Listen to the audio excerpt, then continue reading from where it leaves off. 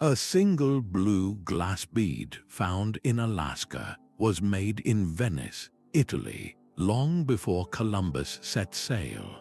This tiny object shatters the myth of an isolated ancient world and reveals a hidden web of early globalization. By the end of this journey, you will see 30 astonishing discoveries that prove our ancestors were connected across continents in ways we never thought possible. How did Roman glass reach ancient Japan? What was a Scandinavian amber bead doing in a Greek royal tomb centuries before the classical era? These are not isolated curiosities, but pieces of a massive, interconnected puzzle. We are about to uncover trade routes and cultural exchanges that predate written history, showing how these ancient networks secretly shaped everything that followed. What does this hidden past tell you about our deeply connected human story?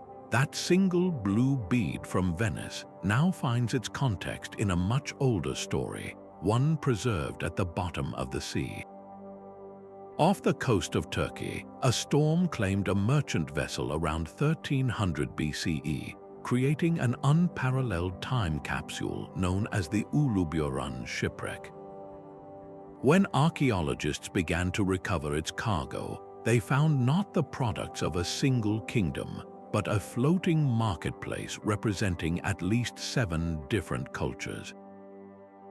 The ship's hold was a symphony of international commerce, holding Egyptian gold, Cypriot copper, Baltic amber, and African ebony.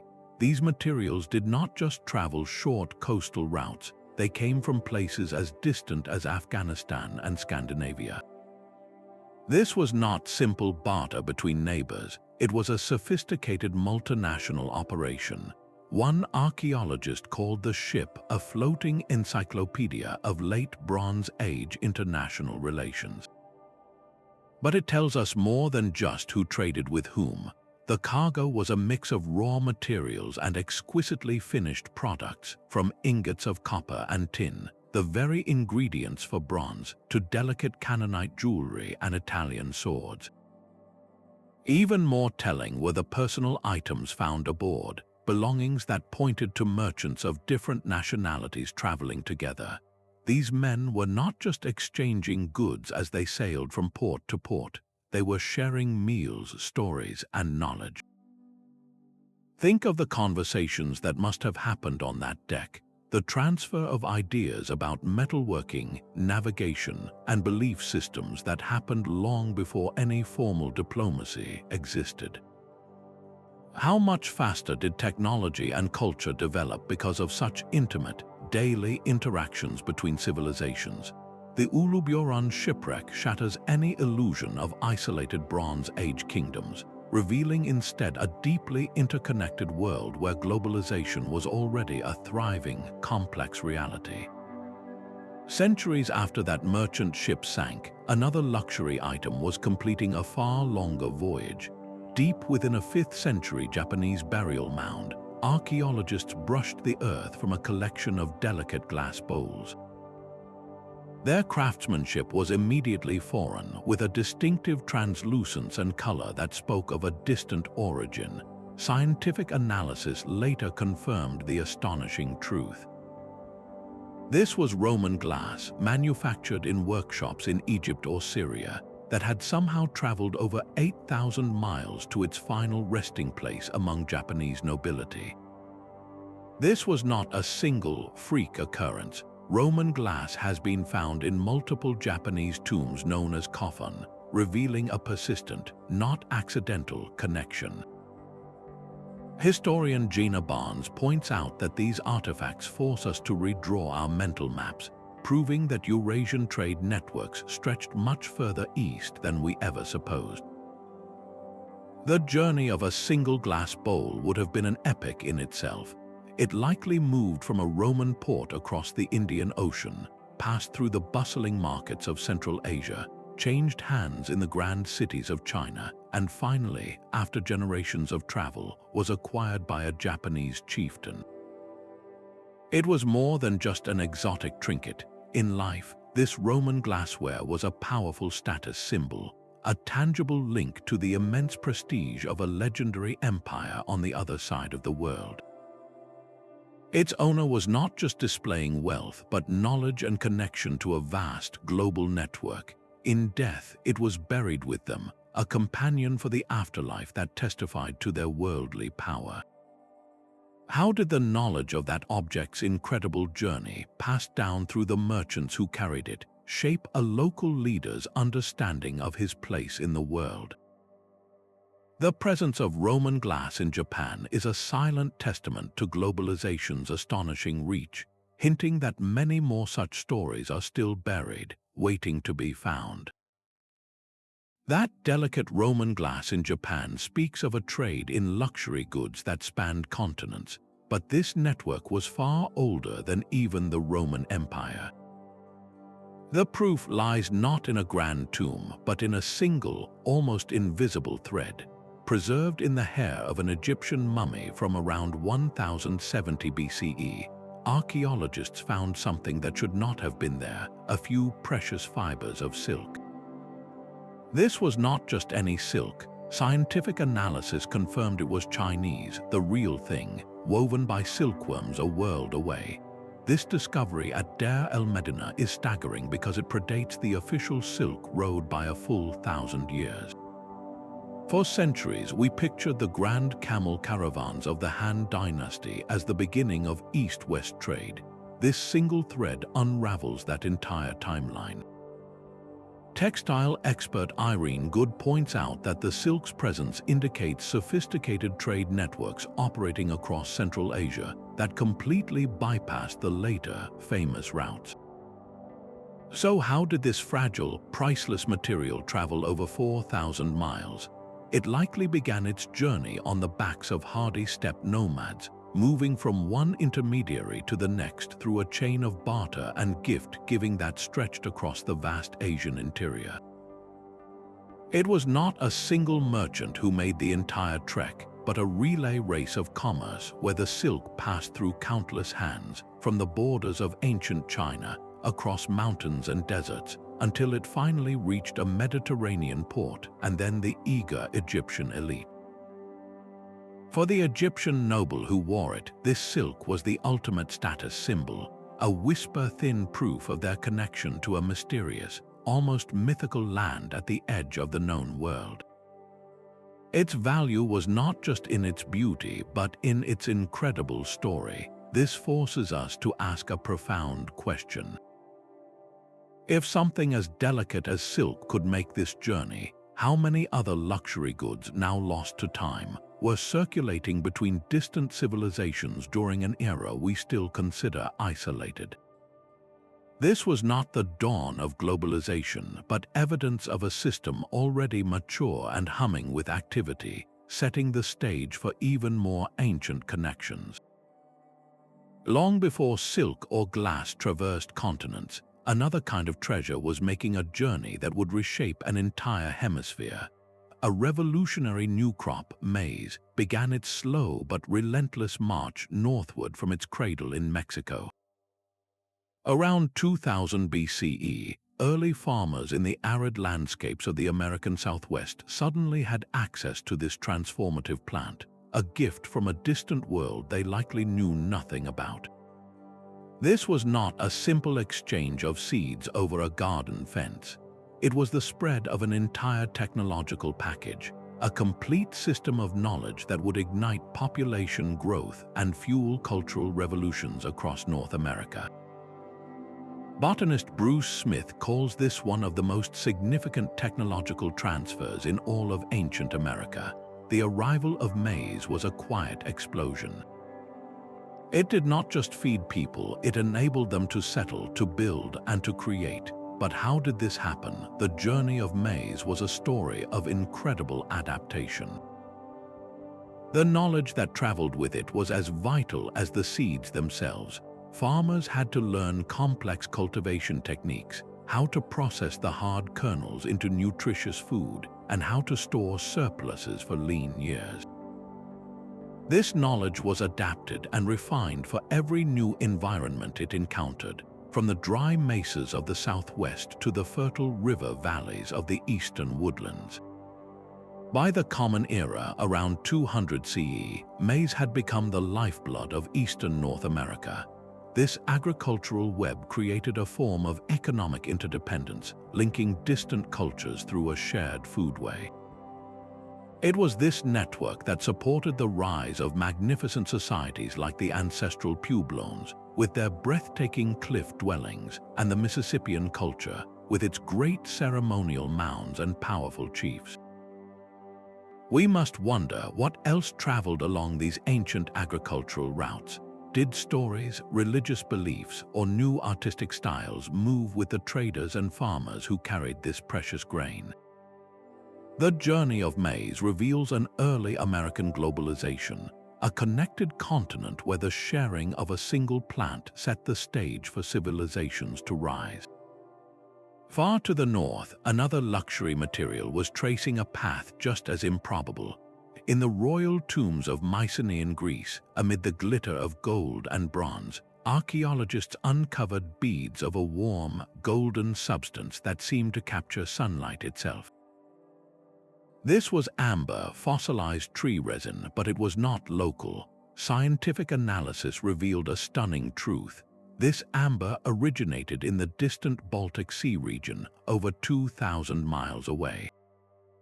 Think of that journey for a moment. A piece of resin formed in a prehistoric Scandinavian forest was carefully carved into a bead, then began an epic voyage south. It would have passed through the hands of countless intermediaries, traveling down river systems and across mountain passes through the heart of Europe, long before the existence of roads or maps. By the time it reached a Mycenaean king, this small object was more than just jewelry. It was a concentrated piece of geography and myth. The Greek elites valued it not only for its captivating beauty, but for its perceived magical properties, a substance that could attract light objects when rubbed and was believed to hold the power of the sun. As archaeologist Anthony Harding explains, these amber routes prove that sophisticated exchange networks crossed deep cultural boundaries long before the classical era of Greece and Rome. This was not random barter. It was a structured prestige network where the very distance an object traveled added to its power. A chieftain in Central Europe might trade the amber for Italian bronze, while a Mycenaean king would acquire it to solidify his status, displaying a connection to a mythical north that few of his subjects could even comprehend. The presence of Baltic amber in a Greek tomb is a silent marker of a vast social web. It makes you wonder what stories traveled with these glowing stones. What tales of northern forests and mighty rivers were whispered in the courts of southern kings, subtly shaping their understanding of the world? This early European globalization reveals a continent already intimately linked by the flow of objects and the far more powerful ideas they carried. The warm glow of Baltic amber in a Greek king's tomb speaks of a trade in prestige, but another discovery reveals the pragmatic, day-to-day machinery of international commerce. At the meticulously planned city of Mohenjo-Daro in the Indus Valley, a careful brush revealed a small, intricately carved stone cylinder. Its artistic style was immediately recognizable, yet utterly out of place. The mythological creatures and divine figures were not local to the Indus. They were Mesopotamian, carved thousands of miles away in the land we now call Iraq. This was no simple trinket. It was a cylinder seal, a fundamental tool of Bronze Age bureaucracy, used to roll a unique, official impression onto wet clay tablets.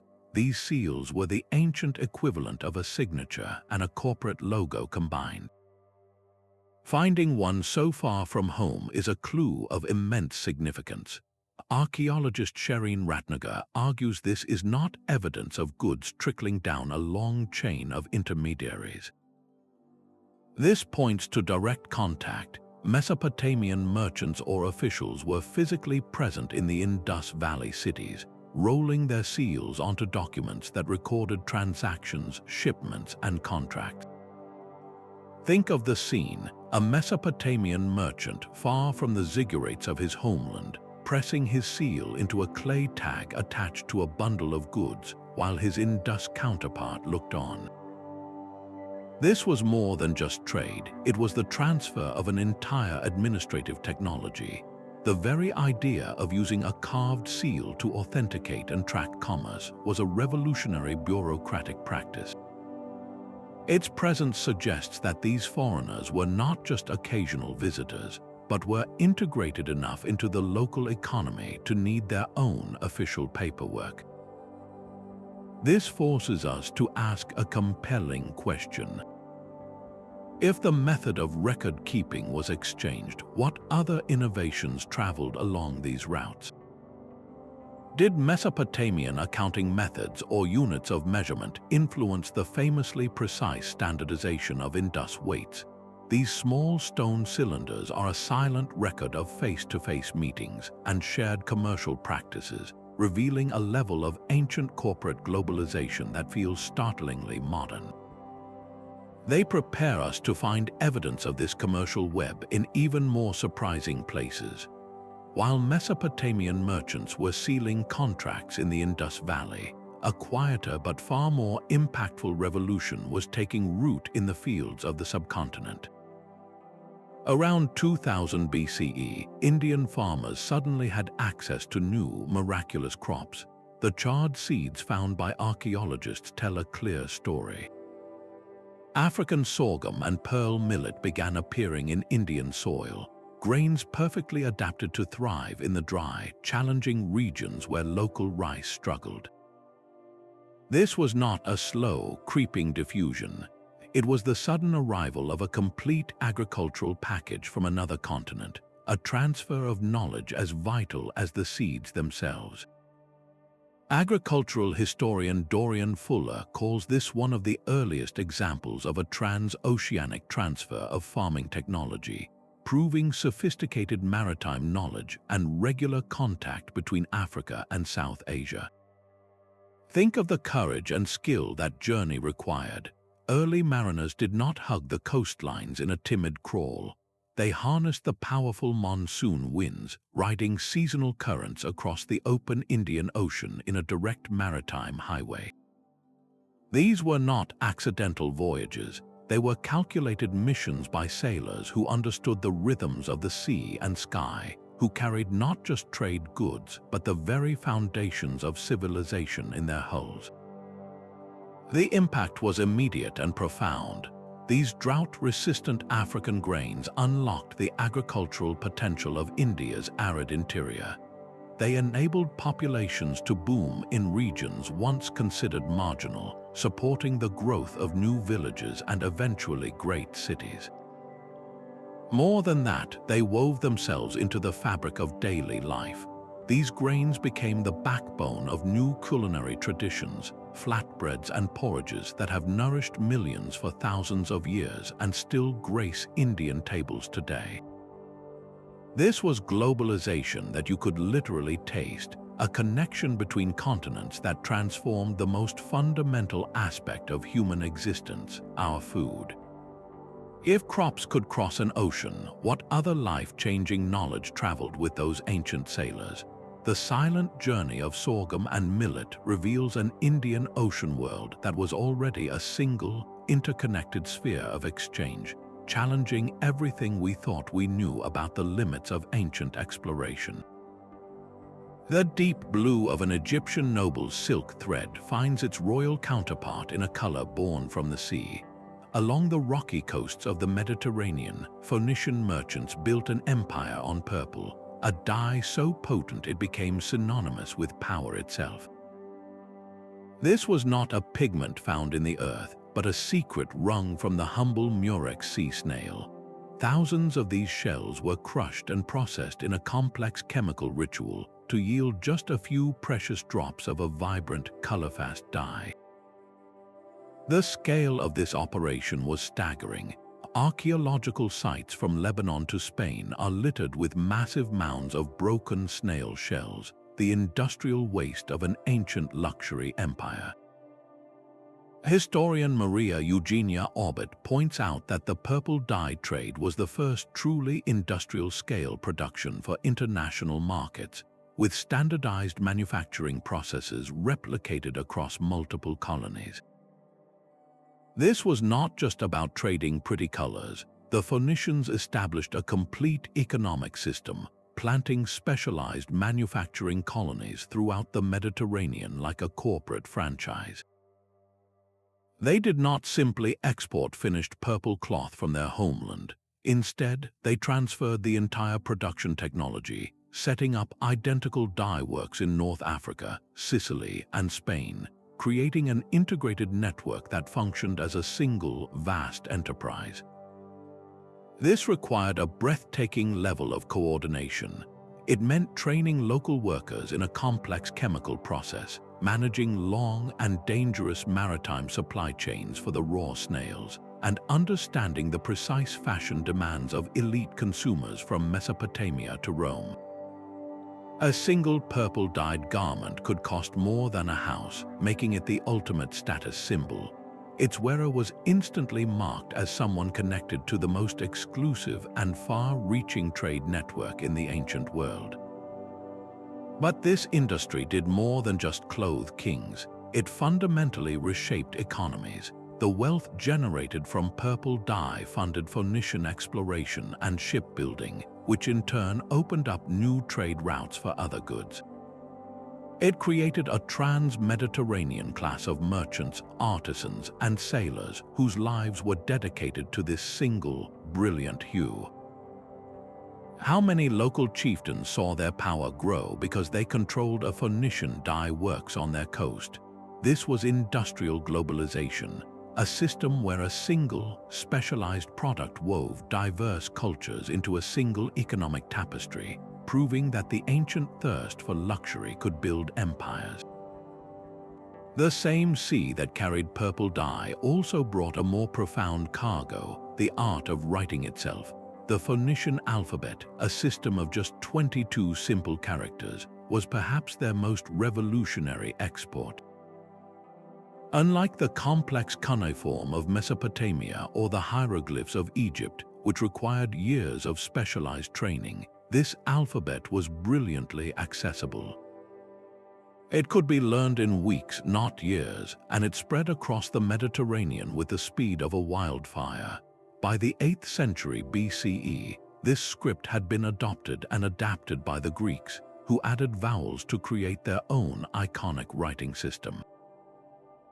But its journey did not stop there. From the Greeks, it passed to the Etruscans in Italy, and from them to the Romans, whose Latin alphabet would eventually circle the globe.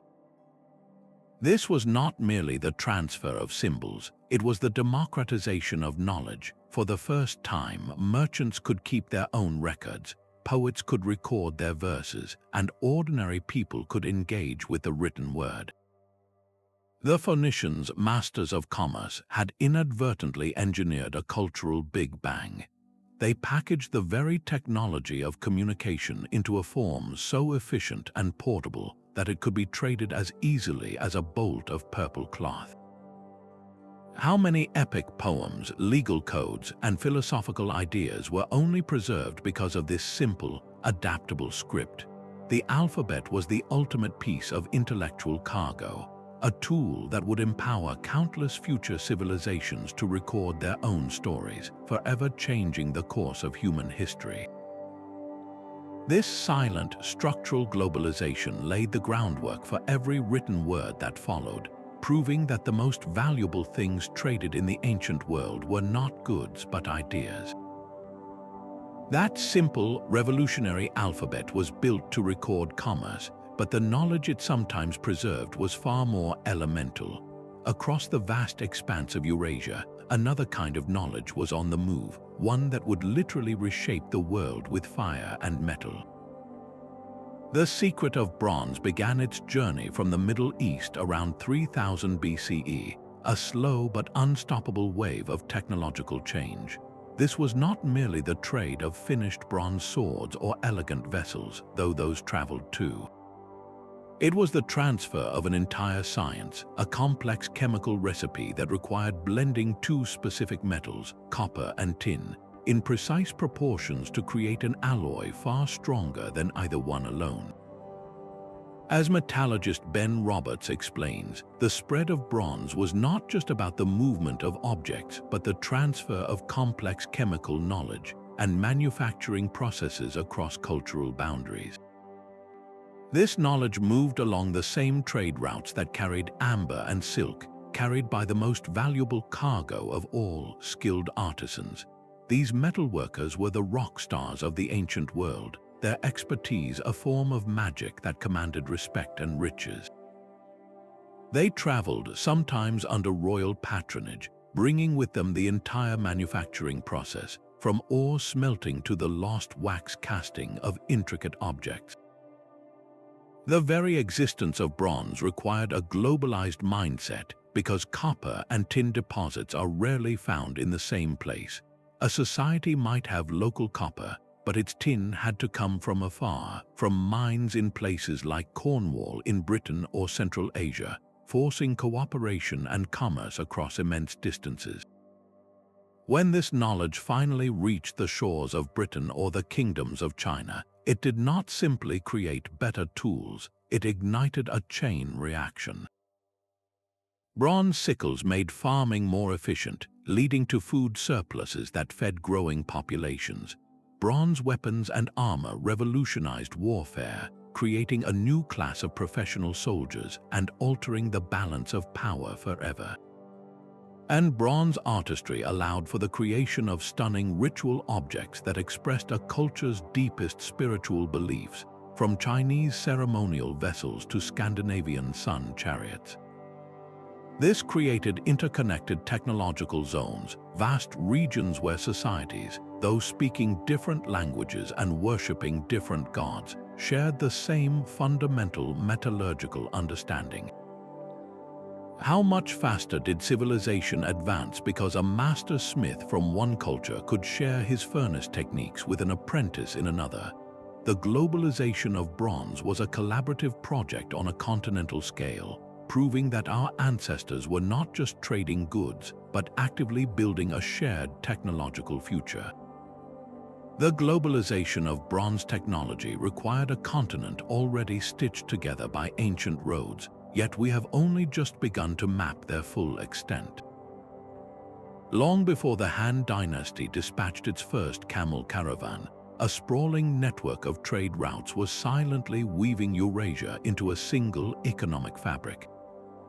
Recent excavations in the arid deserts of Central Asia have unearthed settlements from as early as 2000 BCE, lonely outposts that served as vital way stations on this primordial highway. These were not just simple villages, but cosmopolitan hubs where artifacts from China, the steppes, and the Middle East are found jumbled together in the same archaeological layers, a testament to constant, bustling exchange. Historian James Millward calls these findings a complex web of interaction spheres that operated for millennia before any formal trade agreements existed.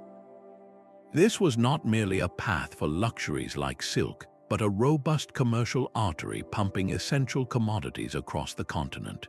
Metals like tin and copper, herds of horses from the steppes, and hardy foodstuffs all moved along these routes, creating a profound economic interdependence between civilizations that had never even heard of one another.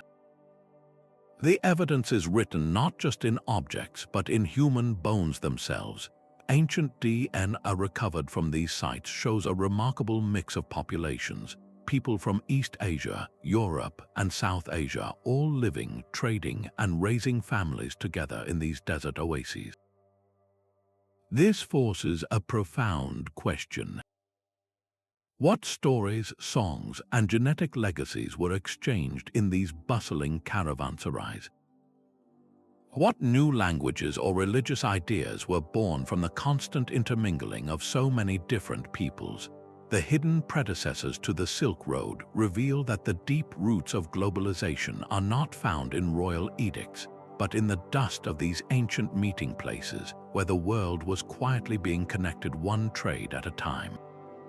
Those ancient desert crossroads of Central Asia had their counterparts on the world's greatest ocean. While traders bartered on land, a different kind of pioneer was mastering the open sea. Around 1500 BCE, a people we call the Lapita began an epic migration from the islands near New Guinea, sailing eastward into the vast, empty expanse of the Pacific. They were not merely drifting with the currents, they were master navigators, carrying in their canoes everything needed to build a new world. Their most recognizable signature is a distinctive pottery, stamped with intricate geometric patterns that look like the work of a single, far-reaching artistic tradition. When archaeologists find this pottery, from the Bismarck Archipelago all the way to Samoa, they are reading the signature of a connected people. The uniformity of this pottery across thousands of miles of ocean is the crucial clue. As archaeologist Patrick Kirch observes, such consistency would be impossible if these were just isolated settlements. It indicates regular, sustained contact. Families and communities maintained relationships across the sea, visiting, trading, and arranging marriages over distances that would have been unimaginable to most land-based cultures of the time. This was a globalization of kinship and culture. They did not just carry pots, their canoes were floating arcs of civilization, loaded with a complete agricultural package: taro, yams, bananas, and domesticated animals like pigs and chickens. They brought with them the Austronesian language family, which spread with their voyages to become one of the most widespread language families on Earth. This reveals a profound truth about ancient globalization. It was often the movement of entire communities, not just single merchants. The shared language and the shared way of life were the glue that held this oceanic network together. How did they do it? Without compasses or charts, they read the stars, the swells of the ocean, and the flight patterns of birds. They possessed a sophisticated oral tradition of navigation, passed down through generations, that turned the trackless sea into a familiar highway. The Lapita expansion was not a random scattering of lost sailors, but the deliberate creation of a vast social web across the Pacific, a network of islands that remained in conversation with each other for centuries. This was a globalization built on courage, family, and an intimate knowledge of the natural world, connecting societies across the greatest water barrier on the planet. While the Lapita were connecting islands across the Pacific, another vast and formidable barrier was being crossed on the opposite side of the world. The seemingly endless dunes of the Sahara Desert were not an empty void, but a dynamic corridor of exchange. By 1000 BCE, camel caravans were already traversing the world's largest desert, connecting the sophisticated societies of West Africa with the bustling markets of the Mediterranean. This was not a journey for the faint of heart. It was a monumental undertaking that relied on a chain of oasis towns, each one a vital cultural melting pot in the sea of sand. At sites like Geno in Mali, archaeologists have unearthed a startling truth. Goods of Mediterranean origin, including glass and copper, were appearing in West African settlements centuries before Arab historians ever documented these routes. This archaeological evidence pushes the timeline of Trans-Saharan contact back into deep prehistory. Historian Nehemiah Levtzian described this trade as creating a bridge between two worlds, a connection that would utterly transform the political, economic, and cultural landscape of the entire continent. The caravans moved in a powerful economic rhythm. Northward went the legendary gold of West Africa, along with precious ivory and enslaved people. Southward came Mediterranean luxuries like fine glassware and textiles, but also something even more valuable: new ideas and technologies. This constant flow of wealth and innovation directly fueled the rise of magnificent trading empires like Ghana and Mali, whose legendary riches were built on their control of these desert highways. But this story is deeper than just economics. The later spread of Islam across the Sahara in the 7th and 8th centuries CE did not create a new network from scratch. It simply flowed along the grooves of a much older system, building upon patterns of cultural and economic exchange that had been connecting peoples for over a millennium. This makes us wonder what earlier cultural exchanges occurred along these routes, completely lost to the historical record. Did religious concepts or artistic styles make the journey long before the first camel was ever saddled? The Trans-Saharan trade reveals a powerful African dimension to ancient globalization, proving that the continent was never an isolated backwater, but an active, influential player in a deeply interconnected world. The same caravans that carried gold and silk also transported ideas of profound peace.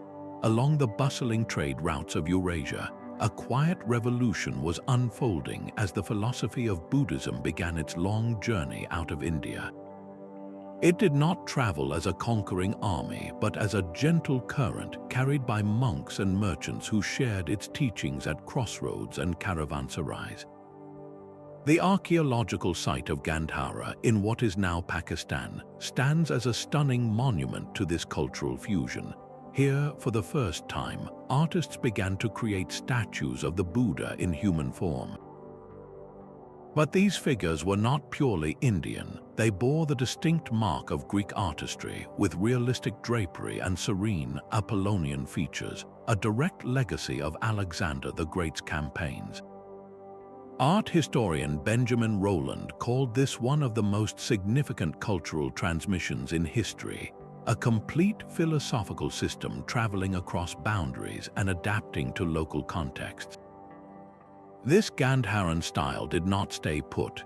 It flowed eastward with the faith, its artistic principles subtly influencing the colossal Buddhas of China and the serene sculptures of Japan, creating a visual language of enlightenment that was recognizable across continents. This was far more than a change in belief. The globalization of Buddhism involved the transfer of entire technologies of civilization. The construction of rock-cut monasteries required advanced engineering. The translation of sacred texts from Sanskrit into Chinese and Tibetan spurred literary revolutions.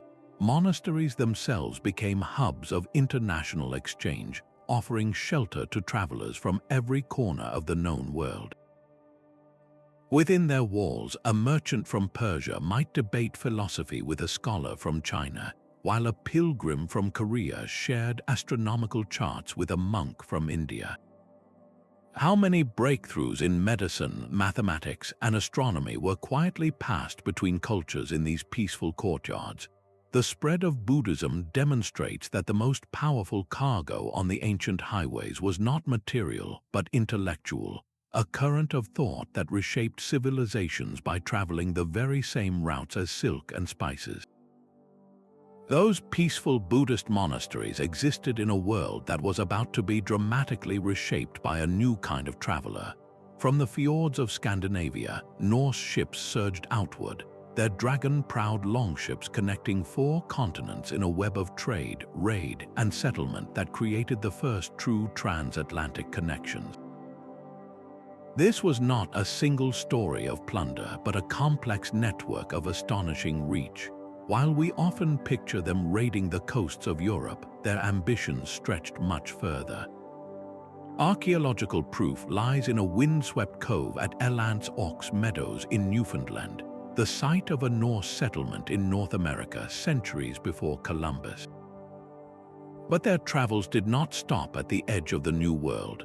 At the very same time, other Norse traders, known as the Rus, were sailing south down the rivers of Russia, their path illuminated by the glow of Islamic silver coins minted in Baghdad, found by the thousands in Scandinavian hoards.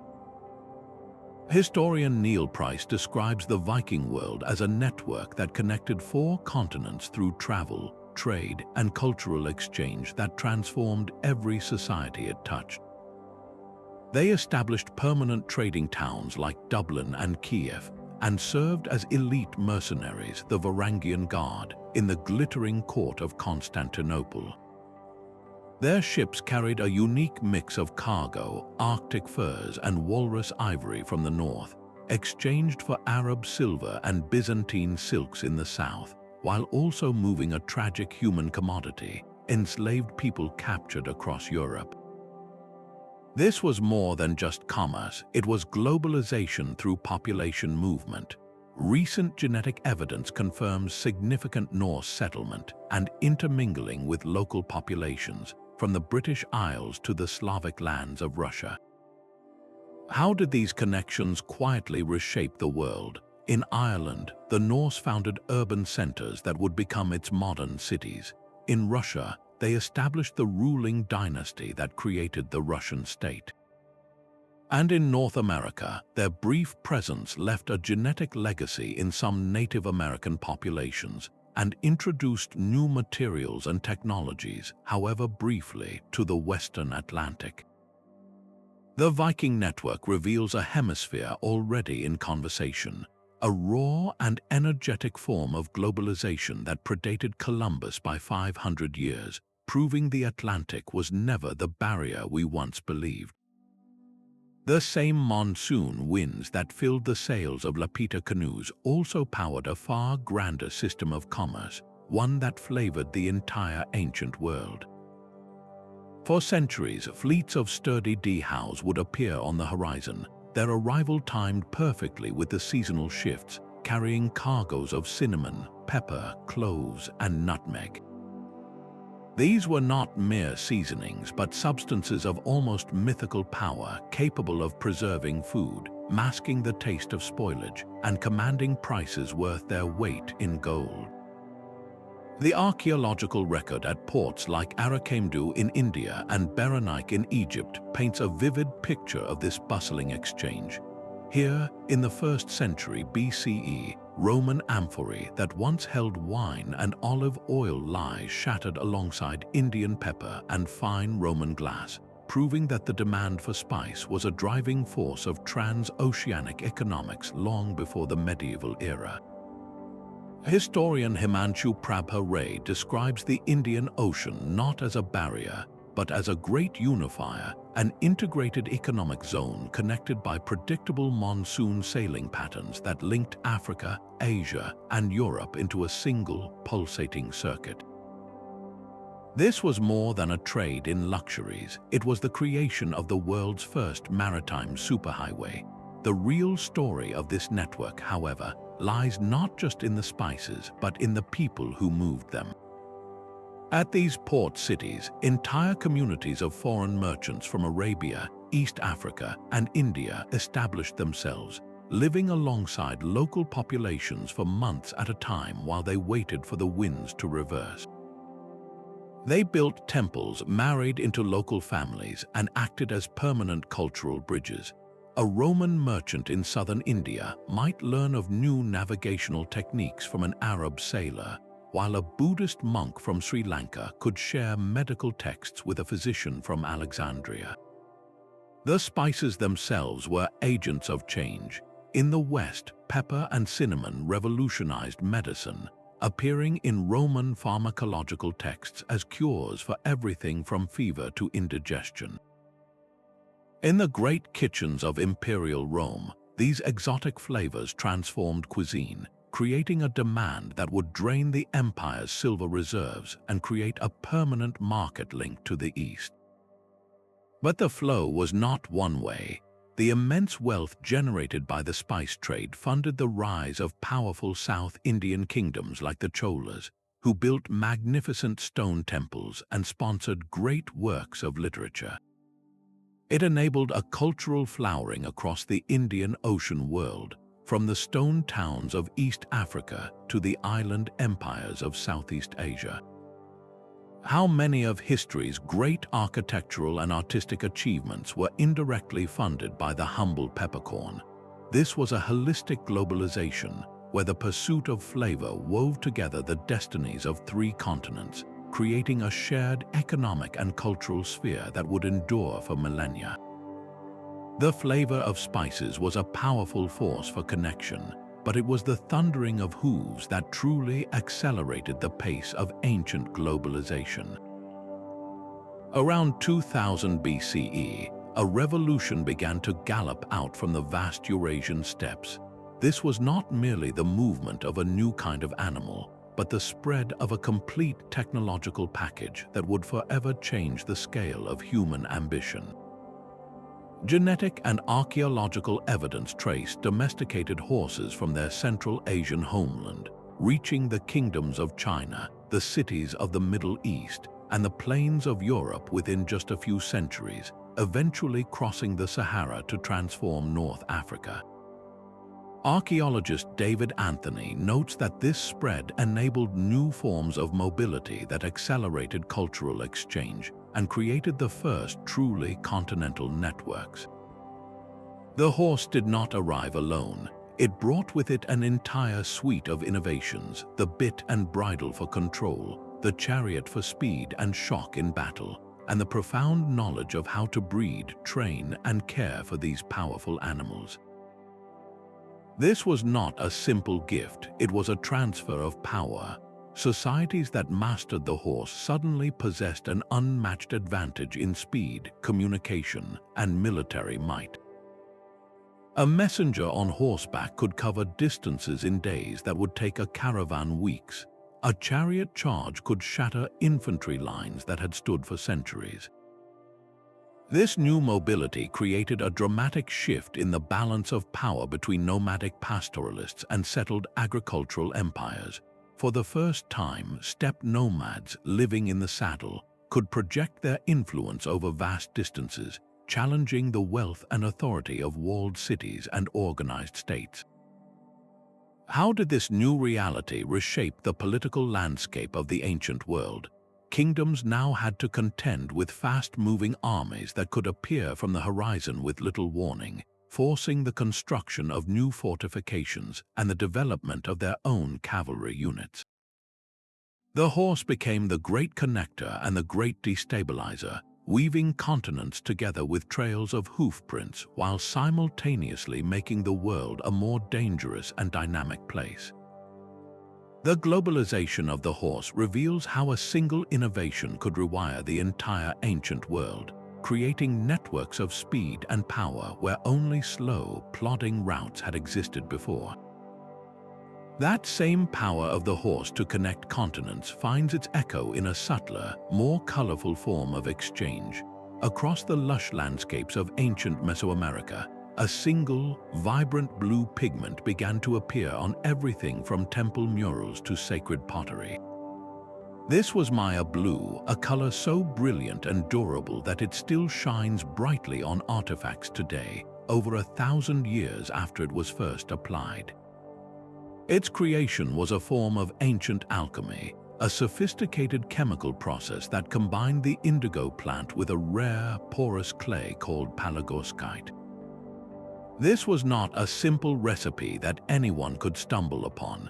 It required precise knowledge of temperatures and ratios to create a pigment that was famously resistant to fading, even when exposed to the harsh tropical sun or the acids of time.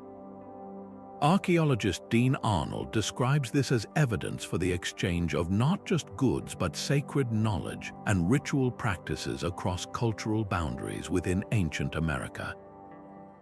The chemical signature of this pigment is so distinct that when it is found at a site, it acts like a fingerprint, tracing a connection back to a specific, shared technological tradition. This knowledge was not just traded casually, it was likely transferred between specialist artisans who understood its profound ritual significance. These master painters and potters were the guardians of a sacred technology, moving between cultural centers like the great city of Teotihuacan in central Mexico and the Maya kingdoms to the south, sharing the secrets of their craft. The presence of Maya blue at Teotihuacan is particularly telling. Here, in a city far from the Maya heartland, we find murals painted with this sacred pigment, suggesting that Maya artists may have worked directly there, or that local artisans were fully initiated into the complex process. This was more than a simple purchase of a pretty color. It was the transfer of an entire chemical and ritual package. The color itself was deeply symbolic, representing water, the sky, and the life-giving power of rain deities. Its widespread use on ritual objects, from incense burners to sacrificial vessels, points to a shared cosmology across Mesoamerica. A priest in Teotihuacan and a king in a distant Maya city-state were, in a sense, using the same spiritual language painted in the same unearthly blue. How did the trade in this ritual material influence the development of shared religious traditions? It created a visual unity, a common artistic vocabulary that reinforced a connected spiritual world. The distribution of Maya blue reveals that ancient American globalization had a profound spiritual dimension, weaving diverse cultures together not just through economics, but through a shared vision of the cosmos, all expressed in the enduring magic of a single celestial blue. The celestial blue of Maya ritual pigment finds its counterpart in the deep, star-filled night sky, a universal canvas that ancient astronomers from Babylon to China studied with astonishing precision. Far from working in isolation, these early scientists were part of an intellectual network, sharing complex mathematical systems for predicting the dance of planets and the ominous shadow of eclipses.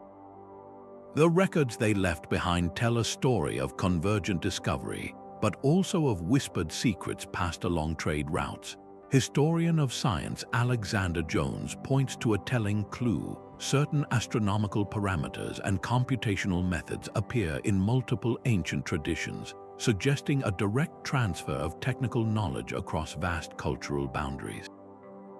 A Babylonian method for predicting lunar phases, for instance, surfaces centuries later in Greek texts, while similar systems for tracking Venus appear in both Mesoamerica and the Middle East. This was not mere coincidence, it was evidence of a conversation happening across continents. The agents of this intellectual exchange were the scholars themselves, elite specialists who traveled with royal trade caravans or diplomatic embassies, their minds as valuable as any spice or silk. Picture a Babylonian astronomer, his clay tablets filled with complex calculations, sharing a meal with an Egyptian priest under the desert stars, comparing their predictions for the next solar eclipse. This shared knowledge had immediate and profound practical applications. For sailors, improved star charts meant safer passage across open oceans. For farmers, a more accurate calendar dictated the precise moment for planting and harvest, securing the food supply for entire civilizations. But the power of this knowledge went far beyond the practical. The ability to predict celestial events was a source of immense political and religious authority. A king who could foretell an eclipse was seen as having the favor of the gods, his power legitimized by the heavens themselves. How many dynasties consolidated their rule because their court astronomers possessed knowledge gained from a distant land? This globalization of astronomy reveals that the most precious cargo on the ancient trade routes was not gold or gems, but pure, unfiltered knowledge, a shared human project to comprehend the universe that quietly united the world under a single, observable sky. The same celestial knowledge that guided travelers was reshaping continents with fire and metal. Deep in the furnace-hot interior of Africa, a technological revolution was unfolding, one that would clear forests, forge kingdoms, and rewire an entire continent. The secret of iron smelting, possibly born in North Africa or the Near East, did not simply trickle south. It surged across diverse landscapes between 1000 BCE and 500 CE. This was not a single invention spreading from one source, but a dynamic process of adaptation.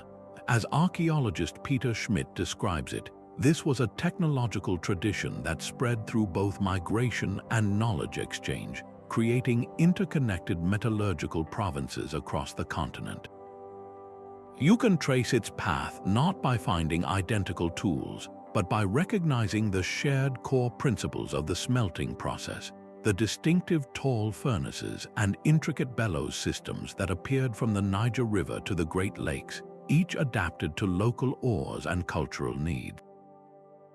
The impact was immediate and earth-shaking. With iron-tipped tools and heavy clearing axes, farmers could finally tackle the dense rainforests of Central Africa, opening up new lands for settlement and agriculture on an unprecedented scale. This was not just about better hoes, it was about feeding more people, which in turn supported population booms and the growth of villages into towns, and towns into the nuclei of powerful states. In warfare, the possession of iron weapons created a dramatic military advantage, allowing some groups to dominate their neighbors and consolidate political power. But how did this knowledge travel so widely? The evidence points to two powerful forces working in tandem: specialized groups of ironworkers, often seen as possessing almost magical skills, migrated from one community to the next, bringing their entire technical package with them. At the same time, the knowledge itself was exchanged through trade and interaction, with local apprentices learning the art from visiting masters, then innovating and making it their own. This created a continent-wide web of technological dialogue. The demand for high-quality iron ore and charcoal itself spurred the growth of new trade routes, connecting mining regions with manufacturing centers and creating economic interdependence. How did the control of these iron resources fuel the rise of empires like Axum in the east or the later kingdoms of West Africa? The African ironworking tradition reveals a profound truth. This was not a story of isolation, but of a continent actively connecting itself from within, using the transformative power of technology to build a globalized world of its own. The same transformative power of iron reshaped economies, but another liquid commodity was quietly fueling the very heart of ancient civilization. Across the sun-drenched Mediterranean, the olive tree became more than a plant. It was the root of an economic empire. From the Bronze Age onward, a massive industry moved olive oil in sturdy ceramic amphorae from groves in Greece and Italy to every corner of the known world. These containers were the ancient equivalent of today's standardized shipping containers, their shapes and stamps allowing archaeologists to trace their origin and date with precision. Under the organized systems of the Phoenicians, Greeks, and later the Romans, this was not a haphazard exchange. As archaeologist Andrew Wilson explains, olive oil became one of the first truly mass-market commodities in antiquity, with regulated quality controls for an international customer base. This was bulk trade on an industrial scale, with shipwrecks like the one at Madrègue de Jeans off France revealing cargoes of thousands of amphorae, a single shipment containing enough oil to supply a small city for a year. The movement of oil created a complex web of interdependence. A potter in Italy shaped an amphora that was filled with oil from a local press, shipped by a merchant on a vessel built with Lebanese timber, and sold in a market in Egypt or Britain. The profits from this trade funded the rise of a powerful merchant class and stimulated the development of sophisticated banking and credit systems to finance these long, risky voyages. Ports grew into bustling cities, their economies entirely structured around the export of this liquid gold. How did this single commodity reshape the landscape itself? The knowledge of olive cultivation was a package deal that traveled with the trade. As the demand for oil grew, the techniques for grafting trees, building presses, and storing the finished product spread from the Levant to North Africa and Spain, transforming local agricultural practices forever. Regions once unsuitable for large-scale farming were now valuable economic assets, their terraced hillsides producing a lucrative cash crop for export. In the kitchen, olive oil moved from a local ingredient to a universal staple, flavoring meals from the forums of Rome to the garrisons of Hadrian's Wall. Its uses were endless, from cooking and lighting lamps to making soap and perfume. This was not just trade, it was the creation of a shared Mediterranean lifestyle, an economic and cultural integration so profound that it still defines the region today. The humble olive, in its journey from a local tree to a global commodity, reveals how the ancient world was bound together not just by ideas, but by the very stuff of daily life. That same liquid gold that fueled Mediterranean trade required a system to track its flow, a need that gave rise to history's most transformative tool. The very concept of writing, born in Mesopotamian clay, began an unstoppable journey across the ancient world, carried not by armies but by pragmatic merchants and administrators. In the great cities of the Indus Valley, the bustling ports of the Mediterranean, and the royal courts of early China, the core idea of representing language visually was adopted and brilliantly reinvented to suit local tongues and needs. Linguist Stephen Roger Fisher called writing the ultimate technology of globalization, a tool that enabled the transfer of complex information across time and space in ways that utterly transformed human societies. This was not about copying a specific alphabet. It was the spread of a revolutionary principle, the understanding that spoken words could be captured in permanent symbols. In China, this led to the development of a complex logographic system where each character conveyed a meaning. In Mesoamerica, the Maya created an intricate script blending logograms and syllabic signs to record their history and astronomy. Each civilization built its own unique vehicle for thought, yet the underlying engine was the same powerful idea. The agents of this change were the scribes and traders who saw firsthand the immense utility of written records. A merchant traveling from Mesopotamia to the Levant would have seen cuneiform used to seal contracts and tally goods. He would have understood that this technology offered a form of power and memory far beyond any oral agreement. When this knowledge reached a new culture, local elites quickly grasped its potential. Suddenly, a king's decrees could be communicated across his entire realm without distortion. Complex laws could be codified and applied uniformly, creating the foundation for true bureaucratic states capable of administering vast territories. How did this intellectual revolution reshape the human experience? For the first time, epic poems and founding myths could be preserved for future generations, not just recited from fragile memory. Tax collection became systematic, funding public works and standing armies. The very nature of knowledge changed, becoming cumulative and less vulnerable to the ravages of time. The globalization of writing was not merely the exchange of symbols, but the wiring of the ancient world for complex thought, creating a shared platform for civilization itself to advance. The written word created a world of shared knowledge, but another kind of record was being written in the very flesh of living plants. When the first European ships reached the far-flung islands of Polynesia, navigators were stunned to find a familiar sight flourishing in the gardens of the Pacific. The sweet potato, a staple they knew from the Americas, was already growing there. This was not a coincidence. The sweet potato is native to South America, and its presence across the vast Pacific was a botanical clue to one of history's greatest maritime adventures. The evidence was not just in the soil, but in the language itself.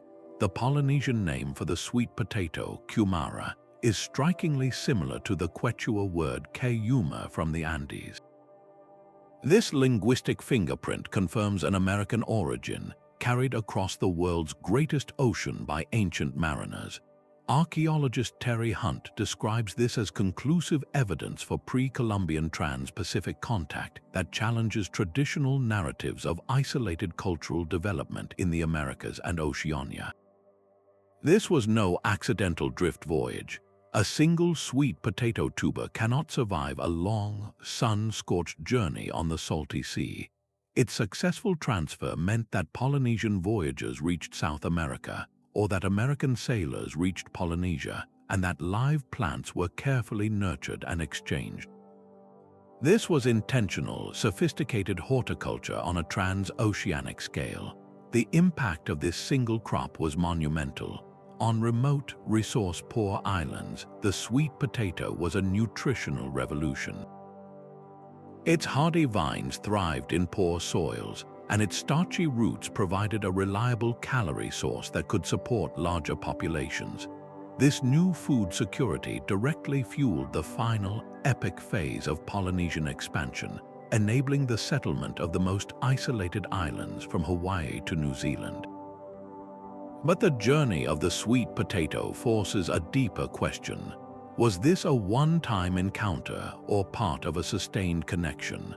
The widespread distribution suggests either direct, repeated contact between Polynesian and South American sailors or an extended chain of transmission, where the precious tubers were passed from one island group to the next like a botanical torch.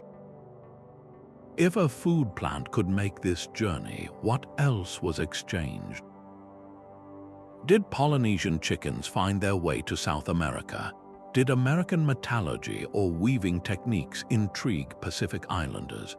The sweet potato's silent journey reveals a Pacific globalization network that fundamentally rewrites our map of the ancient world, proving that human curiosity and skill had bridged the planet's last great oceanic divide long before the age of European exploration. That shared scientific tradition that flowed from Baghdad created an intellectual legacy that would eventually cross another ocean. On the remote, wind-swept coast of British Columbia, the oral histories of the Heiltsuk and Micmac peoples spoke of ancient visitors who arrived from across the Pacific. For generations, these stories were dismissed as myth. Then, archaeology provided a stunning physical clue. The discovery of a unique type of Pacific Northwest coast fishing gear, the toggling harpoon, in ancient sites in northern Japan confirmed a deep and unexpected cultural link. This was not a simple case of convergent invention. The design was too specific, a complex mechanism that worked the same way in both places. The only plausible explanation was direct contact across the northern Pacific, a journey of thousands of miles, centuries, or even millennia before European arrival. Archaeologist Catherine Bernick notes that such shared maritime technologies point to sustained interaction, spheres that defy our conventional maps of ancient cultural boundaries. This was a globalization of practical knowledge born from a shared life by the sea. Imagine the scene, a boat from the rugged islands of Japan making landfall on the North American coast. The meeting of these two seafaring cultures would have been a moment of astonishment and curiosity. They would have compared their vessels, their tools, and their techniques for surviving in a cold, ocean-dominated world.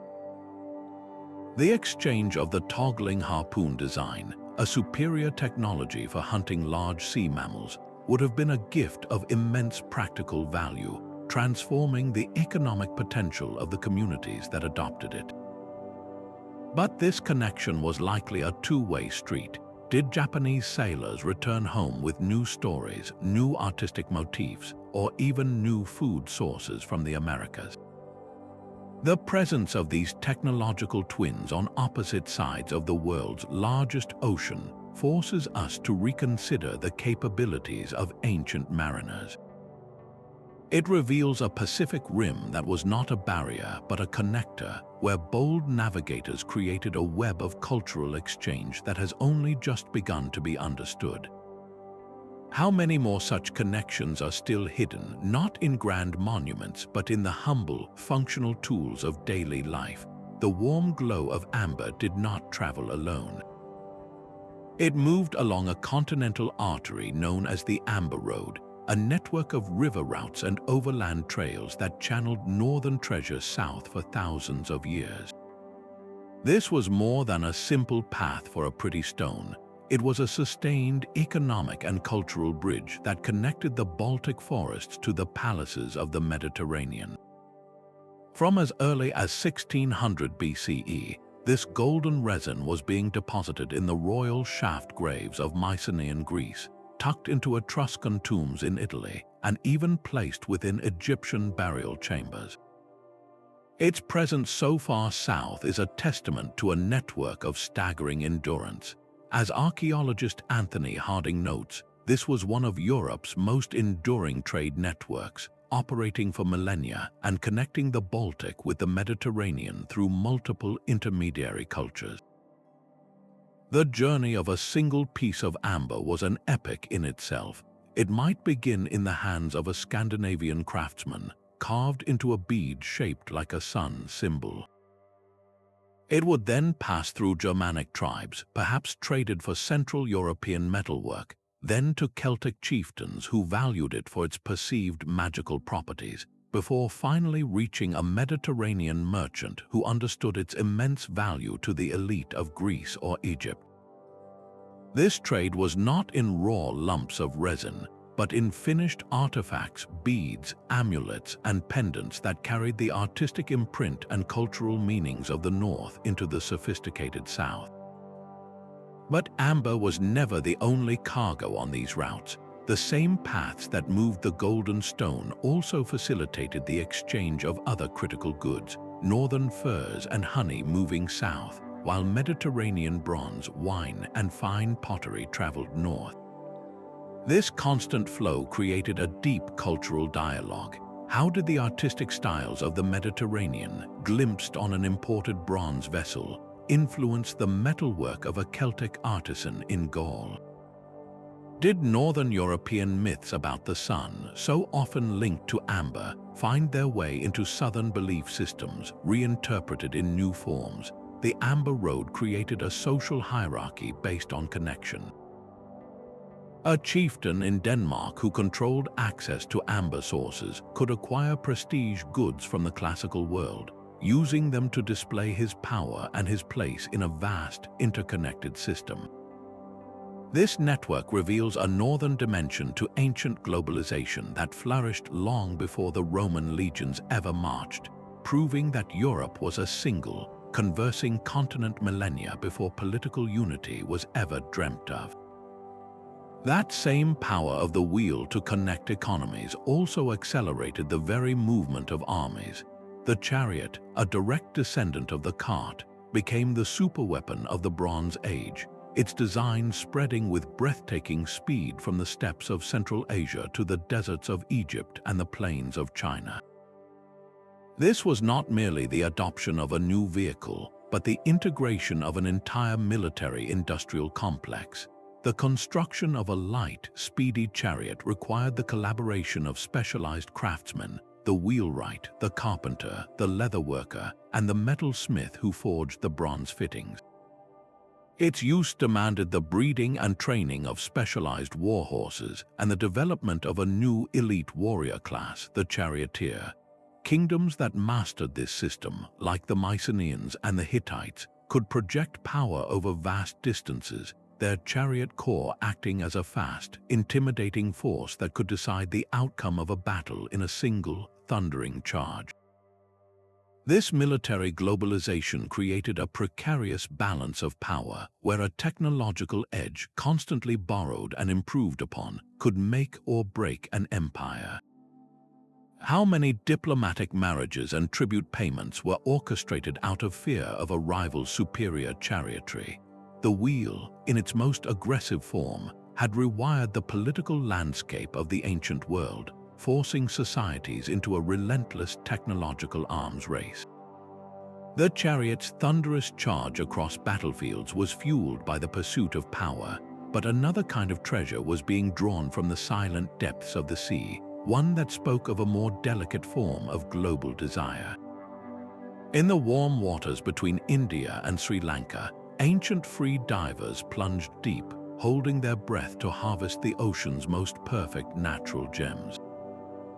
These luminous pearls, born from the humble oyster, began a journey just as epic as any bronze weapon. They traveled west to grace the necks of Roman aristocrats, east to adorn the emperors of China, and north to be sewn into the ceremonial robes of Mesopotamian priests, becoming a universal symbol of purity and wealth. Archaeological evidence from shipwrecks and bustling port cities like Mantai in Sri Lanka confirms an extensive, organized pearl trade was thriving across the Indian Ocean by 500 BCE. Historian R.A.L.H. Gunawardana describes this trade as creating economic connections between South Asia and the wider world that operated independently of other trade networks. This was a specialized economy with its own unique rules. The knowledge required was immense, from understanding the best diving grounds and seasons to the delicate art of opening the oysters without damaging the precious spheres inside. This expertise was not hoarded, but shared and transferred between different maritime communities around the Indian Ocean, from Arabian sailors to East African merchants, creating a shared professional culture bound by the sea. This single luxury commodity supported the rise of wealthy, cosmopolitan port cities whose fortunes were built not on conquest, but on beauty. In Rome, a single large pearl could be worth millions in today's currency, a fact that so concerned the moralist Seneca he railed against such extravagant displays of wealth. In China, pearls were deeply woven into philosophical and medical traditions, believed to hold potent life-giving properties.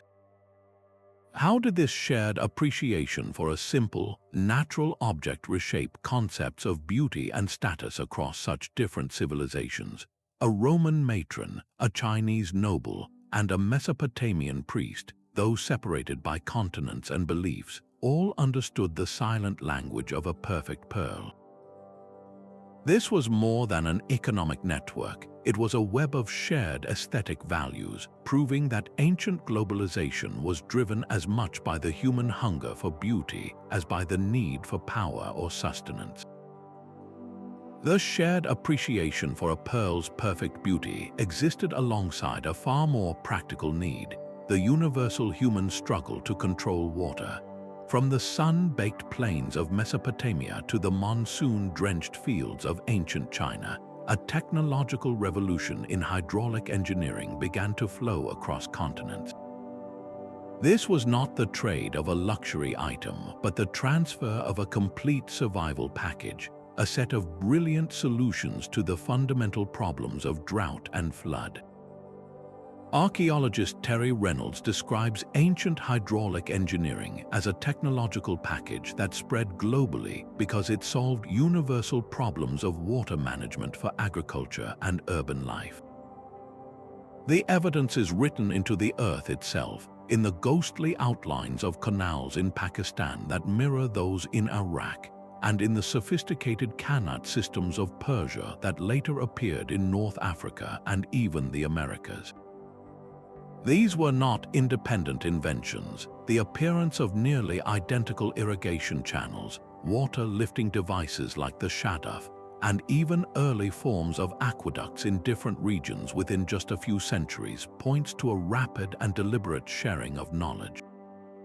Imagine a merchant traveling from Mesopotamia to the Indus Valley. He would not have just carried goods, he carried the memory of a landscape transformed, of rivers tamed by canals and deserts made to bloom. He might have described the massive shadufs, those counterweighted poles that lifted water from rivers into irrigation ditches, to a local farmer struggling with a seasonal stream. That simple description could spark an agricultural revolution in a new land. This knowledge moved through multiple channels. Royal engineers sometimes traveled with diplomatic missions, offering their expertise in exchange for trade privileges. Technical knowledge was also encoded in manuscripts and diagrams that traveled along the same routes as spices and silks, precious cargo for any ruler who understood that water was the true source of power. The most effective method, however, was simple observation. A trader spending months in a foreign port would see its public fountains, its covered drainage systems, and its irrigated gardens, absorbing the principles of a technology he could then describe to the planners in his own city. The impact of this technological globalization was monumental. In arid regions like the Middle East and North Africa, sophisticated irrigation enabled population booms, turning scattered villages into the cores of powerful states. The ability to divert and store water allowed cities to grow far from major rivers, their existence guaranteed by human ingenuity rather than geographical luck. This control over water also reshaped political power. The authority to build and maintain large-scale irrigation projects required centralized control, fueling the rise of powerful bureaucracies and legitimizing the rule of kings who could command the labor of thousands.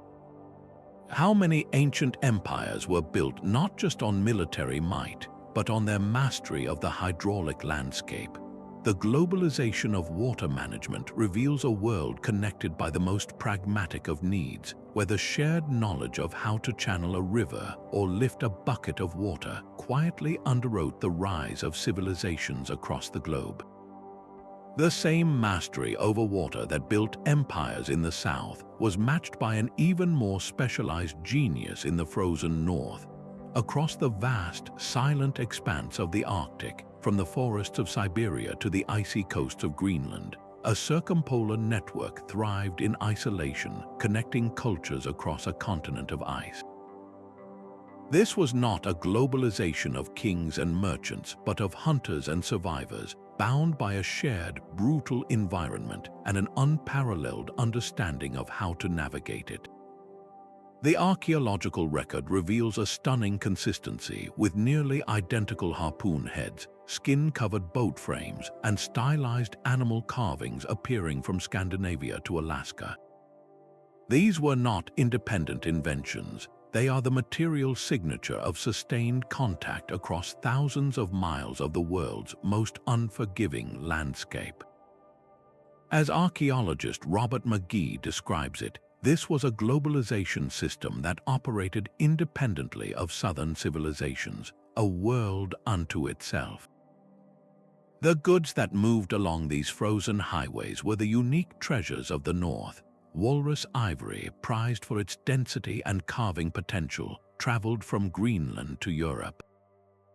Furs from Siberia warmed elites in China, while meteoric iron, a metal that fell from the sky, was traded and worked from Greenland to Bering Strait, its celestial origin giving it a powerful spiritual significance. But the most vital cargo was not material, it was knowledge. The technologies that made this network possible were marvels of adaptation. The kayak, a lightweight, nimble hunting vessel, allowed for silent pursuit of sea mammals. The dog sled transformed the frozen tundra into a traversable highway. The snow house or igloo provided warm, reliable shelter that could be built in hours from the very substance of the landscape itself. This shared technological package was a lifeline, a collective survival strategy honed over generations and passed from one community to the next. This exchange went far beyond tools. Mythological traditions and epic stories traveled with the traders, creating a shared spiritual world where shamanic practices and tales of sea spirits resonated from one end of the Arctic to the other. Genetic evidence confirms this, showing a flow of people and intermingling between populations separated by what seemed like impossible distances. How did this constant, low-level contact shape the unique cultural traditions of the Inuit, the Sami, and the Chukchi? It created a resilient northern identity, a way of life that was both locally specific and globally connected within its own sphere. The circumpolar network stands as a powerful testament to human ingenuity, proving that globalization is not a phenomenon exclusive to temperate climates, but a fundamental human impulse to connect, share, and survive, even at the very edge of the world. The same northern ingenuity that built kayaks and sleds found its voice in a more universal language, the language of music. Long before the first written note, a silent symphony of globalization was playing across the ancient world, carried not in ledgers but in the very shape of instruments themselves. Archaeologists have unearthed a pattern that cannot be ignored. Flutes carved from bone in China bear a striking resemblance to those found in Neolithic Europe, while complex lyres appear on Mesopotamian cylinder seals and in the tomb paintings of Egypt within just a few centuries of each other. This was not a series of lucky coincidences. As the musicologist Kurt Sachs observed, this was a silent globalization that connected human emotions across cultural boundaries through shared sonic experiences. The movement of a lute tells the story perfectly. Originating in Central Asia, its distant ancestor was a simple gourd with a neck and a few strings. This basic design traveled west to become the Persian barbat and the Arabic oud, and east to influence the Chinese pipa. Each culture refined it, adapted its shape and tuning to their own musical scales, but the core technological principle of a resonating body with a fretted neck remained, a shared idea echoing across continents. This transfer required more than just shipping a finished instrument. It involved the intimate transfer of knowledge, the precise techniques for stringing, tuning, and playing. We must picture musicians themselves as key agents of this exchange, traveling with merchant caravans as entertainers or attached to royal embassies as cultural envoys. A skilled harpist from Mesopotamia performing for a chieftain in the Indus Valley would not only demonstrate his instrument but also its musical possibilities, planting a seed that local artisans would then nurture into a new hybrid tradition. The impact of this musical globalization resonated through every aspect of society. In temples, the deep thrum of a framed drum from Anatolia might find its way into rituals in Greece, its sound believed to bridge the human and divine realms. In palaces, the elegant strains of a lyre introduced from Egypt could become the soundtrack for aristocratic feasts in Mycenaean, an audible marker of elite status and cosmopolitan taste. How many religious ceremonies or social rituals were fundamentally transformed by the arrival of a new instrument that could produce sounds never before heard in that land? The spread of musical technology reveals that ancient globalization was not merely an economic or political phenomenon. It was a deeply cultural one that wove the very fabric of human expression into a connected whole, allowing joy, sorrow, and reverence to be shared in a universal language long before a single word was ever traded. These 30 threads of evidence weave together into a single, undeniable tapestry. From the blue Venetian bead in Alaska to the Roman glass in Japan and the African grains in ancient India, these discoveries reveal a world already globally connected long before the modern era. This was not a collection of random encounters, but a complex, humming system of interlocking networks. Goods, technologies, ideas, and even people moved along these ancient superhighways, creating a globally connected world thousands of years before we ever imagined. The pattern is clear and profound. Globalization is not a modern invention, but a fundamental human process as old as civilization itself. Our history pulses with periods of intense connection, like the Bronze Age or the height of the Silk Road, followed by times of relative isolation, yet the underlying impulse to connect always reemerges. These networks were the engine of human progress. They enabled innovations like bronze metallurgy and the alphabet to spread with breathtaking speed, transforming societies continents apart. They supported massive population growth by distributing life-sustaining crops like maize and sorghum across hemispheres, and they fostered a rich cultural diversity, not through conquest alone, but through the constant creative friction of exchange and adaptation.